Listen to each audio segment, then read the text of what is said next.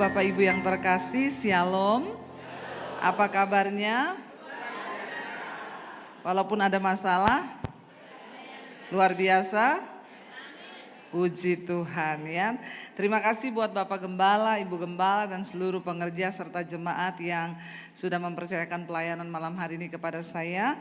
Kenalkan, nama saya Debbie Basir. Ada yang sudah kenal saya? Yang belum kenal pulang saja. Iya, bercanda ya. Kita mau belajar dari satu jemaat di dalam Alkitab, ya, yaitu jemaat di Korintus. Kita baca bersama yuk, 1 Korintus pasal yang ketiga. 1 Korintus pasal yang ketiga ayat yang pertama. Rasul Paulus berkata begini saudara kepada jemaat yang ada di Korintus. 1 Korintus 3 ayat yang pertama. Dan aku saudara-saudara, baca bersama. Pada waktu itu tidak dapat berbicara dengan kamu seperti dengan manusia rohani, tetapi hanya dengan manusia duniawi yang belum dewasa dalam Kristus. Yang berikutnya, susulah yang kuberikan kepadamu bukanlah makanan keras, sebab kamu belum dapat menerimanya. Dan sekarang pun kamu belum dapat menerimanya karena kamu masih manusia duniawi. Sebab jika di antara kamu ada iri hati, perselisihan, bukankah hal itu menunjukkan bahwa kamu masih manusia duniawi dan kamu masih hidup secara manusiawi? Ada jemaat saudara di Korintus yang dirintis oleh Rasul Paulus. Ketika dia pertama kali di sana, dia melayani jemaat itu ya seperti bayi-bayi rohani. Tetapi setelah dia tinggalkan beberapa tahun, dia kembali lagi di sana. Dia berkata, dulu aku tidak dapat berbicara dengan kamu seperti dengan manusia rohani. Ya, karena kamu memang belum bertumbuh dalam iman, tetapi aku hanya bisa berbicara seperti manusia duniawi yang belum dewasa dalam Kristus. Dan susulah yang kuberikan kepadamu bukan makanan keras, sebab kamu belum dapat menerimanya. Tetapi Rasul Paulus bilang sampai sekarang pun ya, setelah lama ditinggal aku kembali, kamu masih tetap manusia duniawi yang belum dewasa rohani. Bapak Ibu, di dalam kita mengiring Tuhan, dia percaya kepada Tuhan, tentunya kita ini harus bertumbuh. Amin. Ketika kita pertama kenal Yesus, kita disebut bayi-bayi rohani. Bayi rohani itu identik dengan manusia duniawi, ya. Dan dikatakan susu yang diberikan, ya. Belum bisa makan apa-apa. Bayi itu kalau baru lahir, ya, makanannya apa? Susu, ya. Lalu kalau sudah umur 1 tahun masih minum susu terus, ya, udah enggak bisa. Kalau sampai 6 bulan mungkin bayi itu masih bisa minum susu terus. Tapi ketika sudah mulai 7 bulan, 8 bulan, ya, 1 tahun, 2 tahun, maka sudah harus mulai meningkat dengan makanan keras. Ya, bahkan kalau sudah mulai besar makan cabai, iya Pak ya? Ya. Kenapa boleh? Ya karena memang pencernaannya sudah terlatih. Ya kalau bayi dikasih makanan keras, rusaklah pencernaannya, bisa sakit bahkan bisa mati. Tapi ketika sudah mulai bertumbuh menjadi dewasa, ya makanan keras yang harus diterima.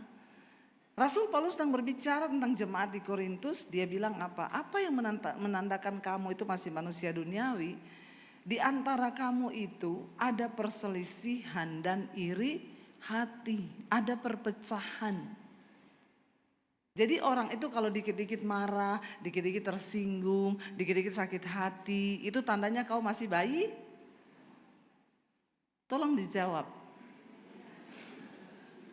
Ya, sudah berapa tahun di sini? 36 tahun.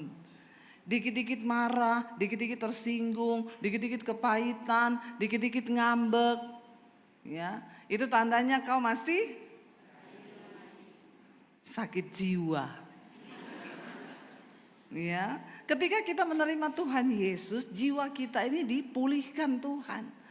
Di dalam jiwa manusia itu ada pikiran, ada perasaan, ada kehendak. Waktu orang pertama berjumpa dengan Tuhan Yesus, dia dibaharui. Rohnya itu dihidupkan kembali. Kenapa? Karena waktu kita terjatuh dalam dosa, manusia itu terpisah dengan Tuhan. Tapi ketika Yesus datang, dia memberikan hidupnya, dia darahnya dicurahkan, kita diampuni. Kita akhirnya didamaikan dengan Tuhan. Waktu kita didamaikan dengan Tuhan, kita belajar firman Tuhan. Firman Tuhan mulai mengisi hidup kita. Roh kita hidup, jiwa kita dipulihkan. Pikiran, perasaan, dan kehendak. Itu yang harus dipulihkan. Apa yang menandakan kita ini masih manusia duniawi? Rasul Paulus bilang kalau di antara kamu ada iri hati, ada perpecahan, ada sakit hati, itu masih manusia duniawi yang belum rohani. Siapa yang bergereja di sini dari awal gereja ini berdiri? Tolong angkat tangan, ya. Bapak Gembala enggak usah. Jemaat yang dari awal gereja ini berdiri ada 36 tahun berarti. Dapat sepeda loh di luar. Ambil aja, enggak tahu sepedanya siapa itu, pokoknya ambil di luar yang ada sepeda itu. Bawa pulang aja ya. Enggak ada yang dari awal ya, enggak ada loh Pak. Ya ini berarti ya ada ya, oh tapi enggak mau angkat tangan. Pakai ya, berarti Anda jemaat setia, Anda layak mendapat bintang. Nanti dikasih hadiah ya Pak ya, 1 porsi bakso Malang. Ya, saudara, ketika kita sudah bertumbuh di dalam Tuhan, maka harusnya hidup kita ini diubahkan. Ya, kita menjadi manusia yang dewasa di dalam Kristus. Siapa yang di sini menjadi Kristen sudah lebih dari 20 tahun? 20 tahun, yang jadi Kristen lebih dari 20 tahun, angkat tangan. Yang lebih dari 20 tahun. Ya, ada yang angkat tangan padahal saya lihat sudah tua loh. Atau jangan-jangan belum jadi Kristen sekarang ya. Saudara, kalau kita menjadi Kristen sudah lebih dari 20 tahun, itu udah lama belum? Ya. Tapi itu yang Rasul Paulus bilang, walaupun kamu tuh sudah bertahun-tahun menjadi Kristen, tapi kalau ditinjau dari segi usia, sebenarnya kamu ini sudah harus jadi pengajar. Tapi asas-asas dari kekristenan saja belum pada mengerti. Bagaimana mungkin menjadi pengajar? Kita sendiri masih bayi rohani yang kalau tersinggung marah, kepahitan. Di rumah suami istri bertengkar, angkat tangan yang tiap hari berantem suami istri. Tidak ada loh ya, luar biasa jemaat di gereja ini ya. Semua suami istrinya sudah dipulihkan loh Pak. Ya, insya Allah. Tidak ada yang ngaku lagi. Di gereja semuanya kelihatan rohani. Jangan ya, lagi kudus, tidak ada yang berantem sekarang. Ya, padahal tadi dari rumah sudah berantem. Cepet loh, telat loh. Kamu ini ulang tahun gereja nanti gak dapat kursi loh. Dan lama nih, rakur-rakur, suene. Ya, akhirnya istrinya marah-marah sampai nangis di mobil. Ya, sampai berair mata. Yuk kalau tahu tadi nusu ke gereja, udah mau masuk gereja, lap air matamu cepet, udah dekat gereja. Nanti tidak ketahuan loh sama Bapak Gembala. Nggak usah angkat tangan. Ya, terus lap-lap air mata, dandan lagi masuk gereja. Shalom Ibu, shalom Bapak, shalom. Apa kabar? Luar biasa. Setan yang berdiri di pintu ngomong gini, pret. Ya, malu sama setan. Jadi orang Kristen harus bertumbuh menjadi dewasa. Karena kekristenanmu itu tidak dilihat waktu kau lagi ibadah begini. Lagi ibadah begini semua kudus ini. Ya kan? Nggak ada yang lagi berantem, nggak ada yang lagi marah-marah. Kudus semua ini, kudus. Ya, kekristenanmu itu dinilai waktu kau keluar dari pintu gereja. Bagaimana hidupmu di rumah?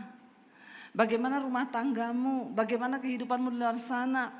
Sekali lagi pelayanan kekristenan kita tidak bisa dilihat waktu kita berdiri di atas mimbar.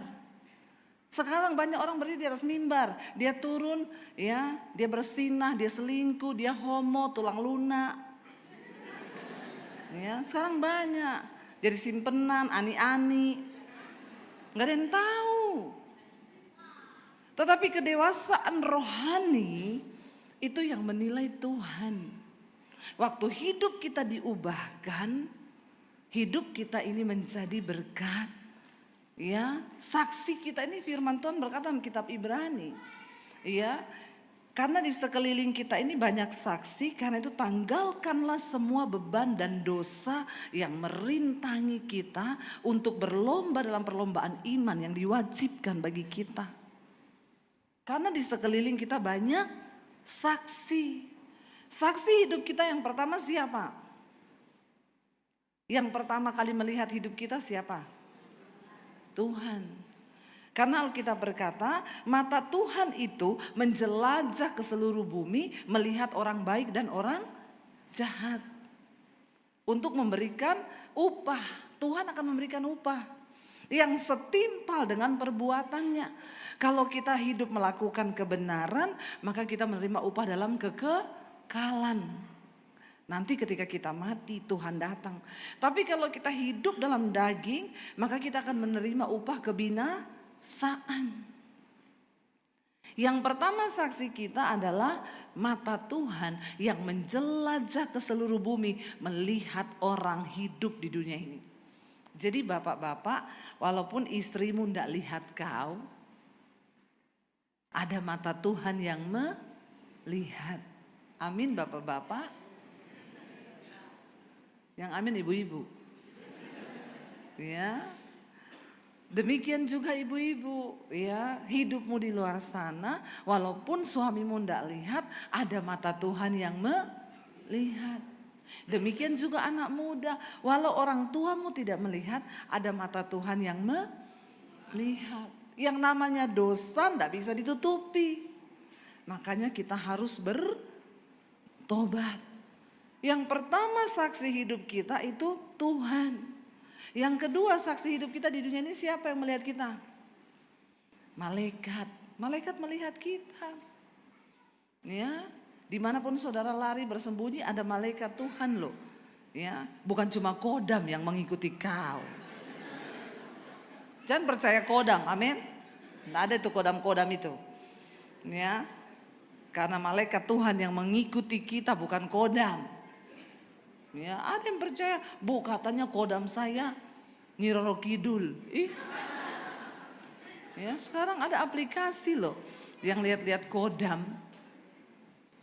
Kita percaya malaikat itu melihat kita Bapak Ibu. Ya, jadi mau lari kemanapun tidak bisa karena malaikat itu melihat kita. Yang ketiga saksi hidup kita siapa?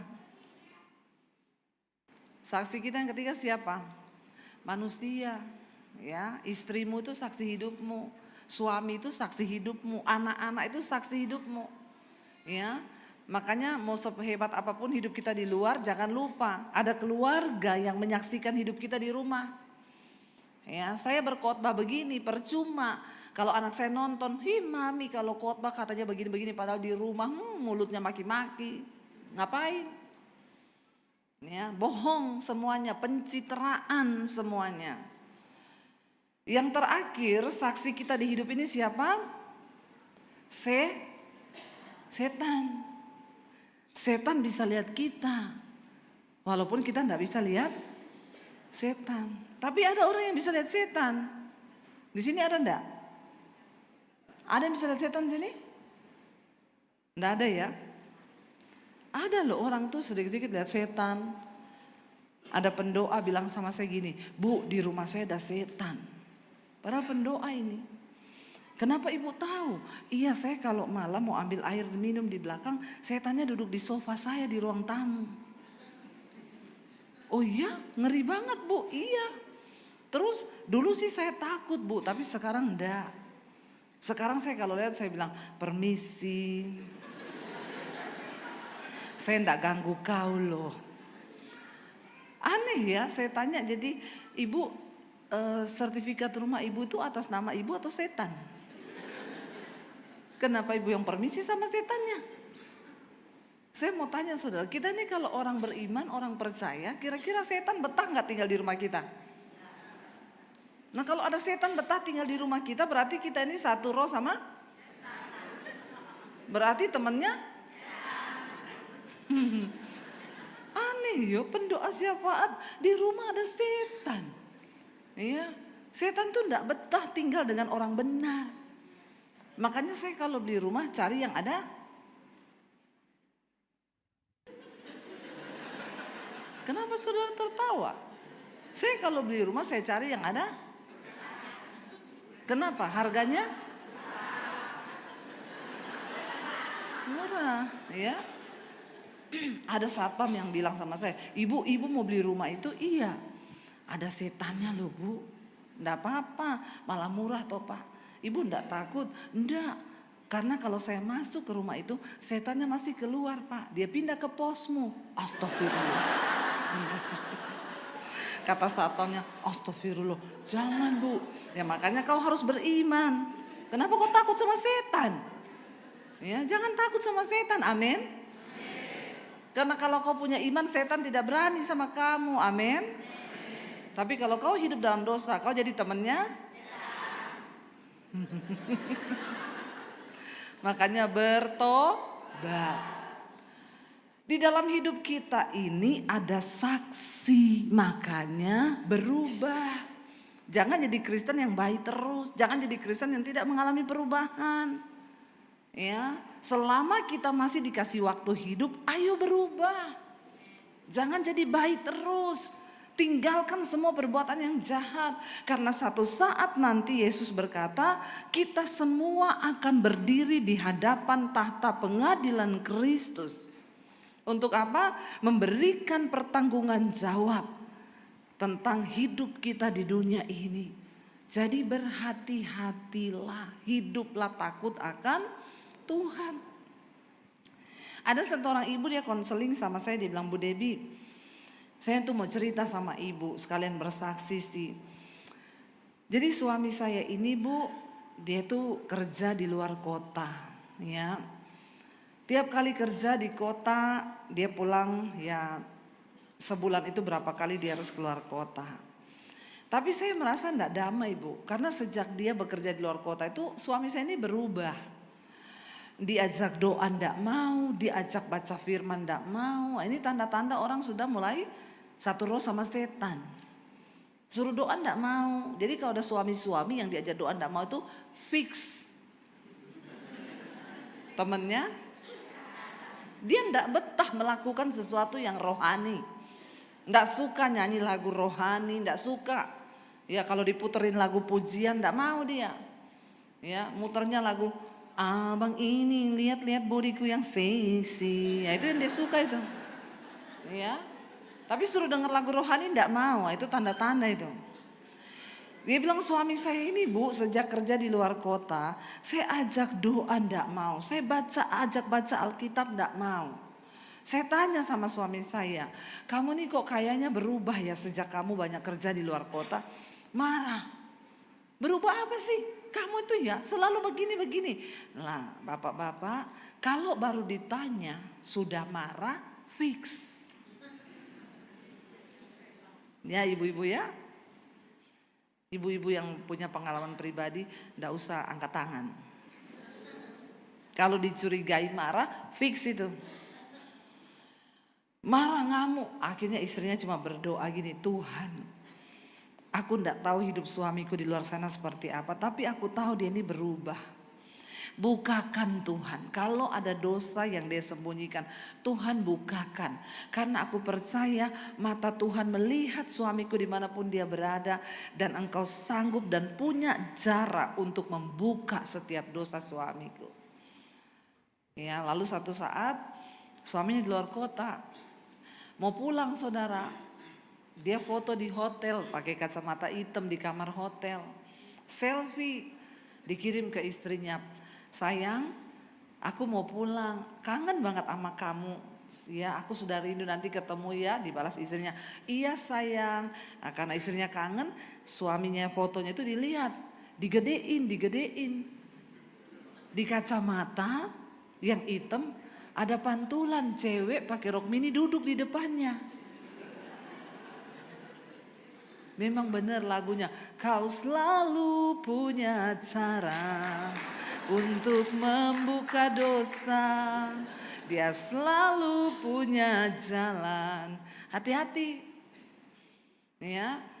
Lalu digedein sama istrinya, kok ada cewek pakai rok mini duduk di depan suaminya. Dia bilang, "Pak, itu ada cewek pakai baju merah duduk di depanmu, siapa?" Terus dia balas, "Kamu tahu dari mana?" "Dari kacamatamu." Lalu suaminya lihat digedein. Dia bilang begini, "Oh makanya tadi malam sih aku rasa memang ada makhluk halus masuk di dalam kamarku." Pintar sekali nih suami begini. Tapi di Malang tidak ada yang begini. Amin. Insya Allah. Ya. Akhirnya saudara ya udah dia terbanglah pulang ke kampungnya. Saya yakin itu di pesawat hatinya sudah gundah gulana. Kalau dia pilotnya pasti mau landing gak jadi landing lagi itu pesawat, terbang lagi. Waktu turun akhirnya istrinya panggil, "Lebih baik kamu terus terang. Ini semua adalah cara Tuhan membuka dosamu supaya kamu bertobat. Karena firman Tuhan berkata, ya relakanlah hatimu dan bertobatlah jika engkau ditegur oleh Tuhan." Lalu dia nangis di jamaah Tuhan, dia ceritakan semua. Ternyata setiap kali keluar kota, dia pasti panggil perempuan masuk ke hotel. Dia jatuh di dalam dosa. Istrinya bilang, "Aku udah terasa makanya kamu gak mau doa, gak mau baca firman." Ya, lalu istrinya itu berdoa, "Tuhan, kalau pekerjaan suamiku ini membuat dia jatuh dalam dosa dan jauh dari Tuhan, aku berdoa ambil pekerjaan ini Tuhan, daripada membuat suamiku berdosa." Akhirnya gak berapa lama saudara, suaminya dinyatakan diputus kontrak dari pekerjaan itu. Lalu dia pulang kampung, akhirnya hidup bersama-sama dengan istrinya selama 3 tahun tidak ada pekerjaan. Istrinya bilang, "Tapi saya tidak stres Bu, karena puji Tuhan waktu Tuhan melakukan itu suami saya akhirnya doa lagi, baca firman lagi, hidup kami berbahagia lagi." Setelah suami saya sudah diproses Tuhan, baru saya berdoa lagi, "Tuhan kasih suami saya pekerjaan, tapi jangan keluar kota, di dalam kota aja supaya kami bersama-sama." Enggak berapa lama suaminya dapat pekerjaan, tapi dalam kota bersama-sama. Dan mereka dipulihkan Tuhan. Bapak-bapak ya, istri itu adalah penolong teman pewaris yang diberikan Tuhan di sampingmu. Amin. Engkau diberkati atau tidak itu tergantung bagaimana doa istrimu. Makanya kasihilah istrimu sebagai pendoa. Kita harus bertumbuh di dalam iman. Jangan jadi jemaat yang begitu-begitu saja, tidak ada pembaharuan, tidak ada karakter yang dibangun. Coba kita lihat bersama saudara. Kolose pasal 2 ayat yang ke-6 sampai ayat yang ke-7 kita buka. Kolose 2 ayat yang ke-6 sampai ayat yang ke-7 kita baca. Firman Tuhan berkata di sana demikian, Kolose 2 ya, 1, 2, 3. "Kamu telah menerima Kristus Yesus Tuhan kita. Karena itu hendaklah hidupmu tetap di dalam Dia. Hendaklah kamu berakar di dalam Dia dan dibangun di atas Dia. Hendaklah kamu bertambah teguh dalam iman yang telah diajarkan kepadamu, dan hendaklah hatimu melimpah dengan syukur." Ayat ini berkata, karena kamu telah menerima Kristus Yesus Tuhan, makanya kamu harus tetap berada di dalam Dia. Siapa di sini yang sudah menerima Yesus sebagai Tuhan dan Juru Selamat? Yang sudah menerima saja. Karena banyak orang Kristen ternyata belum menerima Tuhan Yesus. Proses kita menerima Tuhan Yesus adalah waktu kita berdoa dan berkata, "Tuhan, aku tidak mau hanya menjadi orang Kristen. Tapi aku membuka hatiku, roh, jiwa dan tubuhku, aku serahkan ke dalam tangan-Mu dan Engkau kuasailah hidupku." Amin. Itu adalah ketika kita ini membuka hati bagi Tuhan. Saudara sudah pernah berdoa seperti itu? Ya, atau saudara hanya menjadi Kristen saja? Ini adalah berbeda, saudara. Ketika kita berada di dalam Kristus, menerima Dia sebagai Tuhan dan Juru Selamat, maka hendaklah engkau tetap di dalam Dia. Buka hatimu untuk menerima Dia sebagai Tuhan dan Juru Selamat. Dan ketika kita berkata, Tuhan, aku tidak hanya menjadi Kristen, tapi aku menyerahkan seluruh hidupku ke dalam tangan-Mu. Artinya apa? Itu yang Rasul Paulus berkata, sekarang ini aku hidup, tapi bukan lagi aku yang hidup, melainkan Kristus yang hidup di dalam aku. Sehingga ketika engkau diproses, direndahkan, difitnah, kita tidak boleh membalas karena kita percaya bahwa dalam hidup kita hanya Tuhan, bukan kita lagi. Setiap kita harus mengalami perjumpaan pribadi dengan Tuhan Yesus. Jangan hanya menerima agama karena warisan dari orang tua. Tapi alamilah perjumpaan secara pribadi dengan Tuhan. Karena orang yang berjumpa secara pribadi dengan Tuhan itu awal dari perubahan hidup dan pertumbuhan rohani terjadi di hidupmu. Waktu kita berjumpa secara pribadi dengan Tuhan, Alkitab berkata, ketika Roh Kudus turun atas seseorang, maka Roh Kudus akan menginsyafkan orang itu, yang pertama akan dosa, kedua kebenaran, ketiga penghakiman. Hidup berjalan sesuai tuntunan firman Tuhan. Hidupmu pasti berbahagia. Karena firman Tuhan berkata, berbahagialah orang yang merenungkan firman Tuhan itu siang dan malam. Sebab dia akan seperti pohon yang ditanam di tepi aliran air, yang menghasilkan buahnya pada musimnya, yang tidak layu daunnya, apa saja yang diperbuatnya pasti berhasil. Itu kuncinya. Renungkan firman itu siang dan malam, saudara. Bertindak hati-hati dengan yang tertulis di dalamnya, maka perjalananmu akan berhasil dan beruntung. Jangan renungkan yang lain. Ketika saya bertobat terima Yesus, malam itu saya mau bunuh diri, gak jadi. Tuhan jamah saya. Akhirnya saya mengalami perjumpaan pribadi dengan Tuhan. Malam itu saya menangis berjam-jam. Singkat cerita, besoknya saya tidak ada pikiran mati, bunuh diri. Yang ada di benak saya cuma, saya pengen kenal Tuhan Yesus. Saya cari gereja, saya ibadah, saya pulang. Ya, dulu saya cari gereja, saya pakai baju senam. Dulu saya pelatih senam aerobik, saudara. Percayalah, dulu saya pernah kurus. Nggak usah tertawa mengejek begitu. Ya, jadi saya cari gereja, saya pakai baju senam, saya ibadah, saya balik lagi ke rumah. Seperti itu, saya mulai baca Alkitab.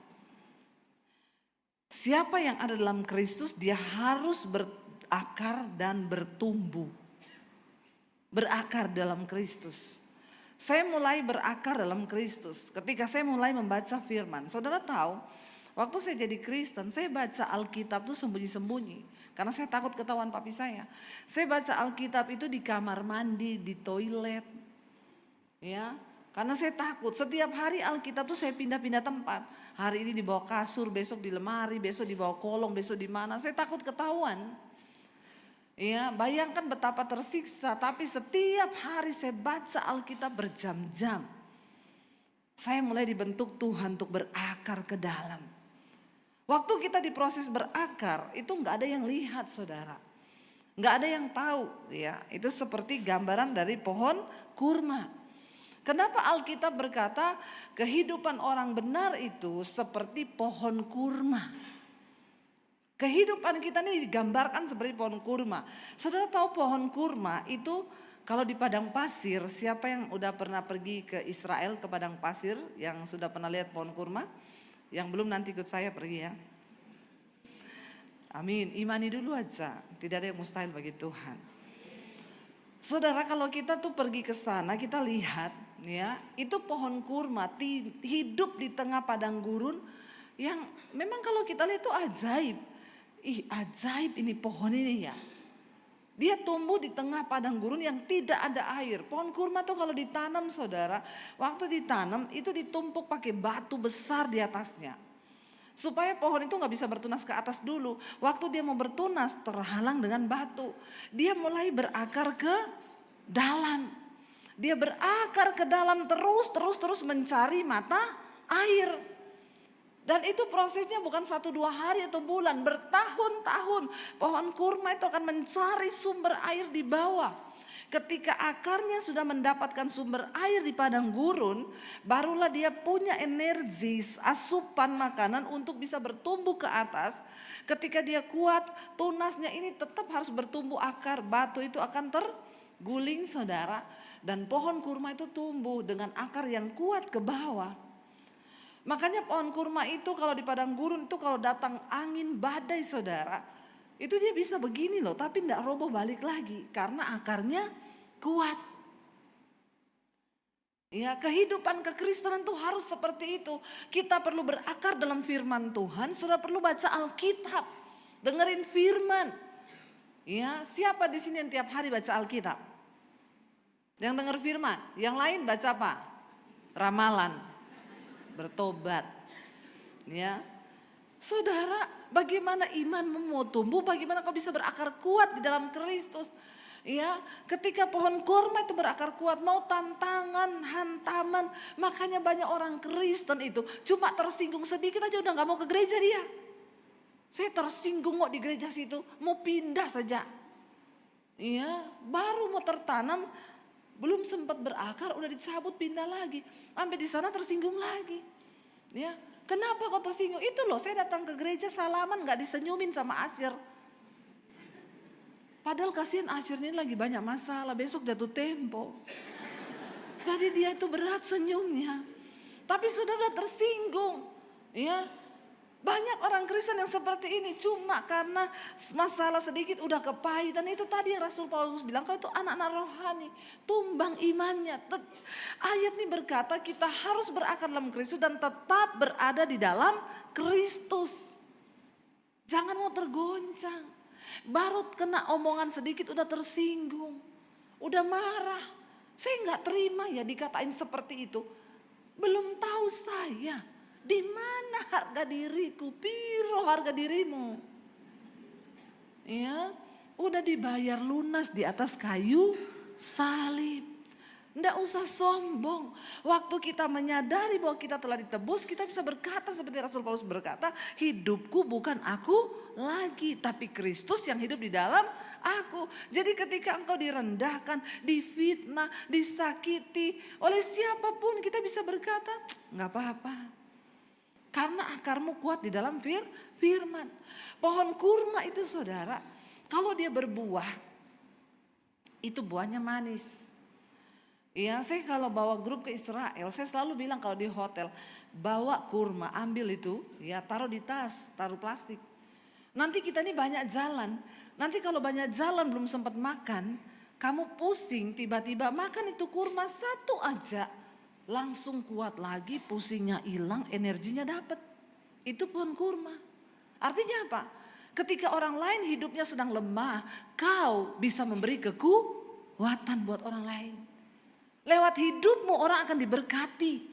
Kau cuma berkata sama temanmu, jangan takut, Tuhan tuh menyertai kamu. Saya mau berdoa buat kamu. Engkau sanggup menjadi kekuatan bagi orang lain. Engkau memberi energi yang positif bagi orang lain. Sudahkah kita hidup seperti itu saudara?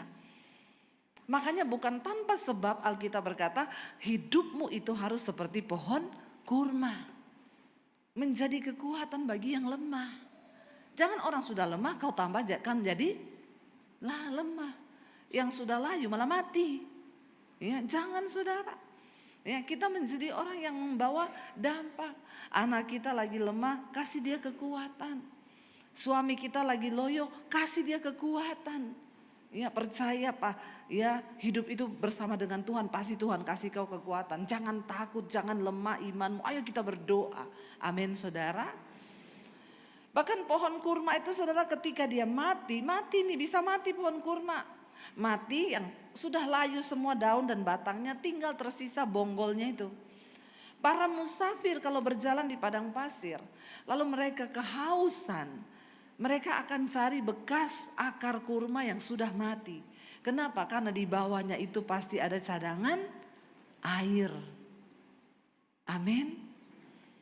Ketika kita menjadi pohon kurma, bahkan waktu sudah mati pun hidupmu itu tetap menjadi berkat bagi orang. Ya, waktu kita mati, saat kita ini bertumbuh dalam Kristus, berbuah, bahkan hidup kita bisa dinikmati orang. Waktu saudara mati, orang bilang gini, ya ampun, baik banget loh, kok mati ya. Orang bersedih karena kematianmu. Jangan sampai orang ini, akhirnya mati juga ya. Kenapa gak dari dulu ya matinya? Amin. Bertobat loh. Kita semua satu saat akan terbaring di peti. Dan kenangan apa yang akan engkau tinggalkan bagi orang di sekitarmu? Suami-suami, ya, waktu kita mati hanya kenangan, saudara. Makanya ada pepatah bilang gajah mati meninggalkan gading. Harimau mati meninggalkan, manusia mati meninggalkan utang. Nah itu bayar se, ojo mati se, nih masih ada utang, amin. Dilunasi se itu utangnya bermati. Ya, kita mati ini yang orang ingat cuma kenangan kita. Bayangkan loh, saya sempat ketemu satu anak, papanya mati, dia nggak mau pergi lihat. Saya bilang, kenapa kau nggak mau? Saya kepahitan sama papa saya. Papa saya itu bikin saya sakit hati selama hidup, selingkuh, mama saya diabaikan. Bahkan di peti mati pun saya nggak rela melihat mukanya. Sudah bayangkan loh. Ingat satu saat kita semua ini akan dipanggil pulang.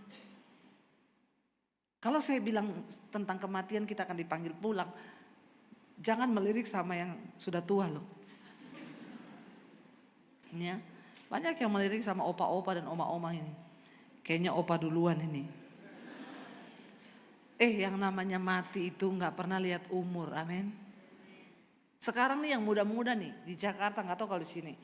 Anak-anak umur 20 belasan ke bawah sudah kena diabetes. Ya. Bahkan banyak yang kena stroke sekarang. Umur 20-an. Kenapa? Pola hidup, tidur begadang, main HP, minum boba-boba segala macam yang manis-manis mereka minum, makanan-makanan instan yang mereka makan, ya. Makanan-makanan siap saji itu meracuni. Jadi kasihan generasi-generasi ini yang muda-muda ini bertobat ya. Banyak sekarang saudara, anak-anak muda udah cuci darah, ya. Ada baru lulus kuliah udah kena stroke umur 21 tahun. Sekarang banyak sekali kasus ini, bahkan banyak yang meninggal. Ya, malah banyak opa-opa yang umur panjang. Ya, opa langsung amin ya. Ya, mau hidup sampai umur berapa opa? Tapi jangan terlalu panjang juga. Nanti sulit loh. Saya ketemu satu ibu ya. Dia umur 105 di Jakarta.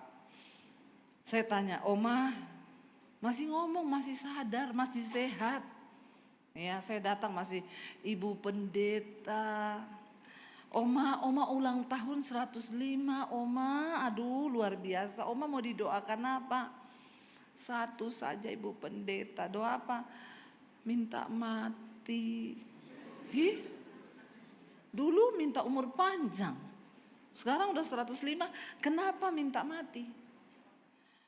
Sudah ndak kuat hidup, kasihan jadi beban buat anak-anak. Saya tanya sama Oma ini rahasia umur panjangnya apa tuh bisa sampai 105? Minum Coca-Cola sama es batu. Saya pikir bercanda loh. Saya bilang sama cucunya, Bu, Oma ini ngawur loh. Masa tak tanya, betul Ibu Debbie. Nih lihat di depannya dia ada satu botol Coca-Cola. Disensor, ada satu botol Coca. Tit. Nanti tidak ditiru orang semua beli Coca-Cola ini. Sama es batu loh. Saya bilang, bener Bu, ini dari muda. Begini dia kalau makan, habis makan minta ini minum. Bisa ya? Mau 105 tahun? Jangan dicoba, itu adegan berbahaya loh. Hanya dilakukan oleh para ahli saja itu. Orang biasa tidak bisa. 105.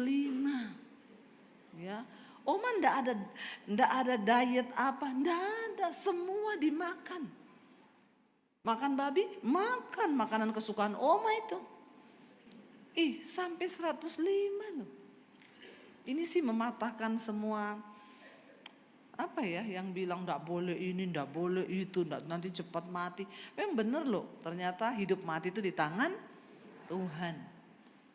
Ya, saya ketemu sama satu bapak 104. Minta didoakan apa Pak? Minta mati Bu. Lah kok minta mati juga ini? Kenapa minta mati? Istriku udah mati, anakku udah mati, mantuku udah mati, semua udah mati, aku belum mati-mati.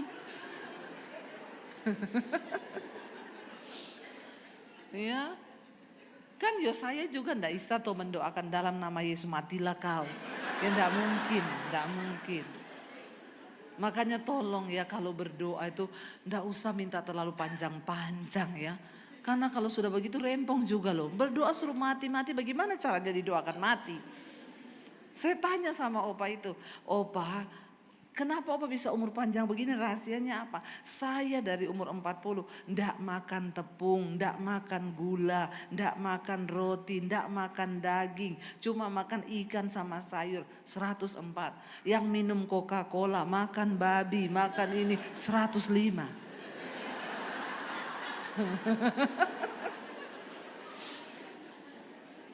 Jadi yang mana? Silakan saudara pilih sendiri. Ini kisah nyata loh, bener loh. Ya, tapi pada akhirnya dua-dua minta.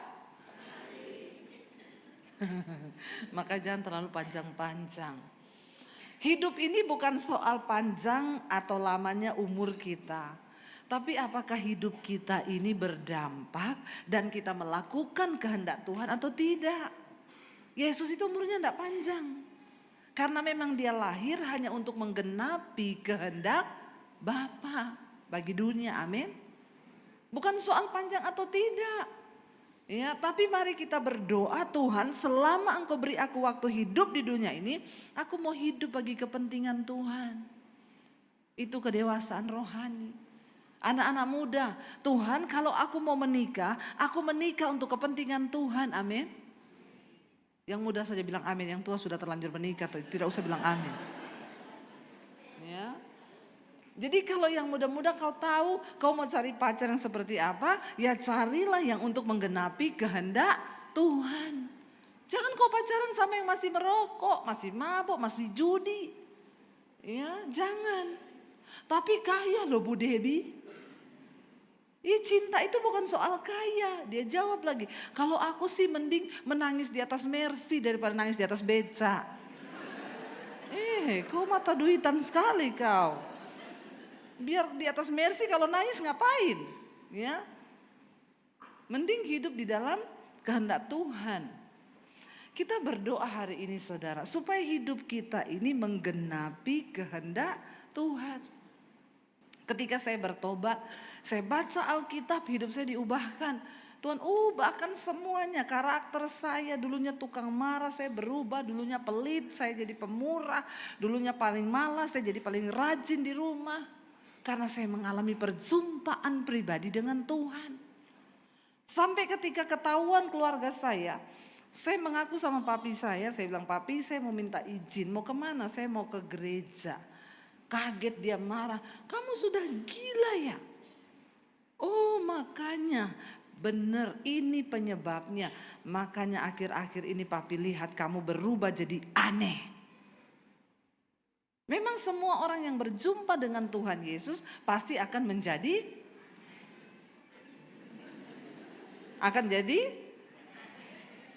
Coba tanya kanan kirimu, bilang, kau sudah aneh belum? Tanya cepet, udah aneh kau? Udah? Ya, kalau belum aneh itu belum ketemu Tuhan Yesus. Kenapa aneh? Dulu tiap hari di rumah marah-marah. Ketemu Tuhan Yesus, tiap hari sukacita, damai sejahtera, nyanyi, memuji Tuhan. Itu aneh enggak? Aneh. Dulu pelit, melitit. Uang disembunyikan di mana-mana. Kalau terima gaji masuk dalam nama Yesus, enggak keluar-keluar lagi. Ada loh yang begitu, tapi enggak ada di sini ya. Di sana banyak, di sini semuanya pemurah.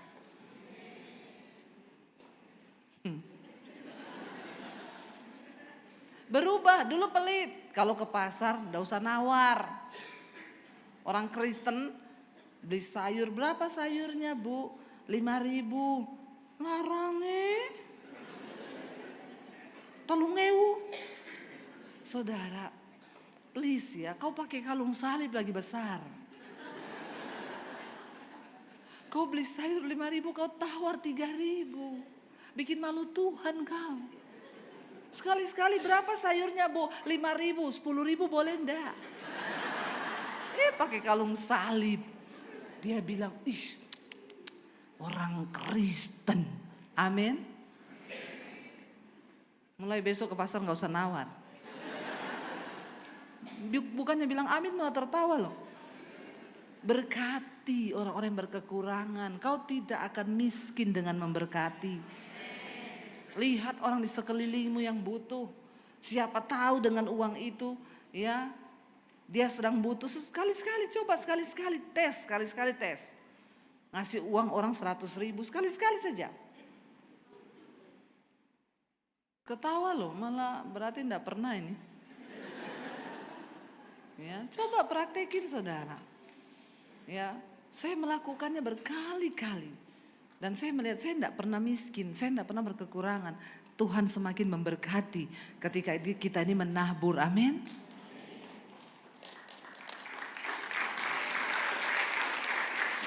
Salah satu juga kedewasaan jemaat. Ya, dulu ke gereja ngasih kolektor 5.000. Sekarang ngasih 2.000 Bu. Bertobat.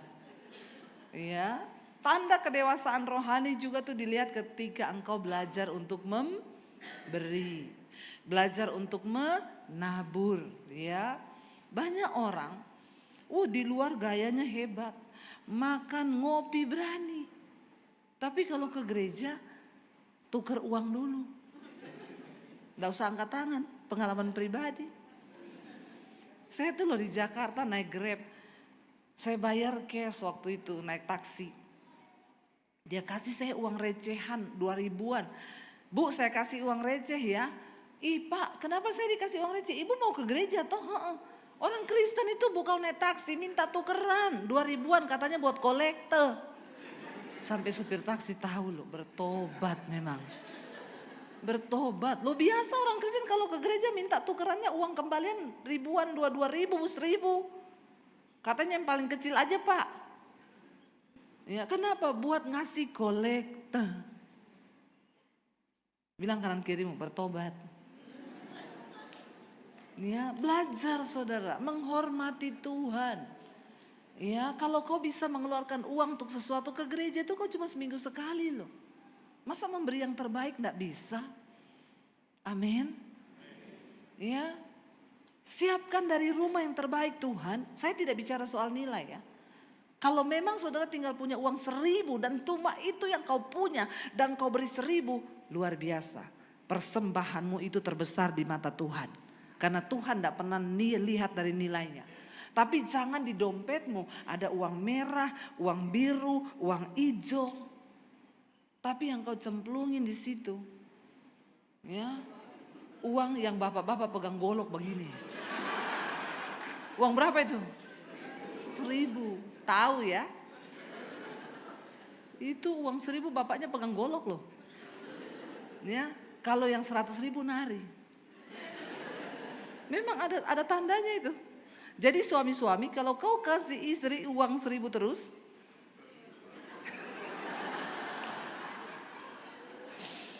Jangan heran nanti istrimu pegang. Sesuai nilai uang. Tapi kalau kau kasih yang merah istrimu tiap hari. Ibu-ibu semangat. Nggak usah tepuk tangan. Dasar mata duitan nih ibu-ibu ini. Ya kalau ngomongin kolektor gak ada yang tepuk tangan loh. Giliran kasih istri tepuk tangan semuanya. Bertobat. Saudara kalau dalam hal uang kita ini tidak jujur sama Tuhan. Kita tidak bisa dipercaya. Maka Tuhan tidak bisa memberkati kau. Ini saya sudah melihat dengan mata dan saya sudah mengalami. Kita harus benar dulu dalam hal uang. Terutama yang pertama suami istri dalam keluarga. Jangan ada uang sial antara kita. Amin. Satu kali istrinya bilang, "Pak, ini uang apa? Di mana?" Di bawah rak buku yang kelima dalam amplop warna kuning, ditumpuk di situ, diuyak-uyak di dalam. Bapaknya bilang, "Uang sial itu." "Kenapa kau bilang uang sial?" "Sudah disembunyikan, kau temukan juga." Sial banget. Ya, makanya bapaknya konseling sama saya, "Bu, saya ini menikah sama istri yang pinter cari uang."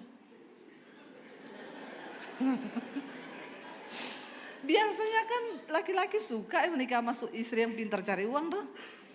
Tapi istri saya ini saking pinternya, Bu, semua dia temukan uang saya.